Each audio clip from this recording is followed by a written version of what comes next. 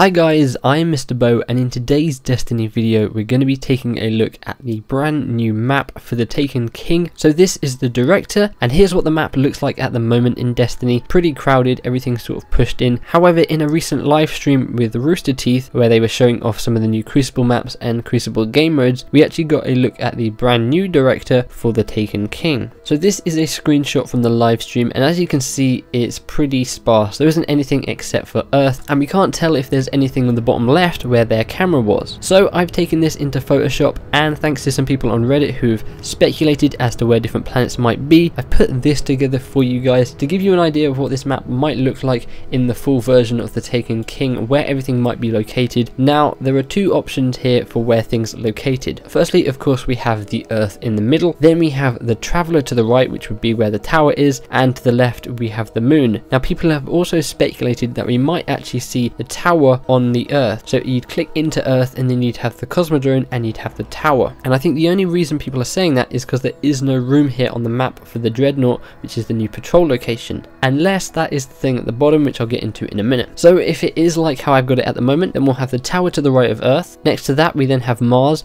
and if you were to click onto Mars, that would then have the normal Mars location, and it might also have Phobos, which we know we're going to be going into in the Taken King, because at the moment if you click on Mars you can actually see Phobos in the top right. Above that we have the Vanguard and then the Crucible, where you can go and do the multiplayer or the strikes. Right at the top we can see where the sun is, and then to the left of that we have Venus. Below that we then have the reef, and then of course that leaves us with the moon. Now we are missing a few things here. Firstly, Mercury, where would the lighthouse be? Well, it could appear above the Earth like it does at the moment. We also don't have locations for the cutscenes like we have at the moment. Again, they could just go above the Earth. Now on the left we don't actually know what's there because the camera was covering it up, but I've put the daily playlists, the weekly playlist, and then the nightfall strike. That could stay there, we don't know. And then right at the bottom we have what would usually be where the Iron Banner would be. It's like the same logo. Now that could be a special event like the Iron Banner, or it could be something to do with the Taken King. This could be where you go to the Dreadnought. We just don't know. And then of course below Earth we have the two brand new game modes.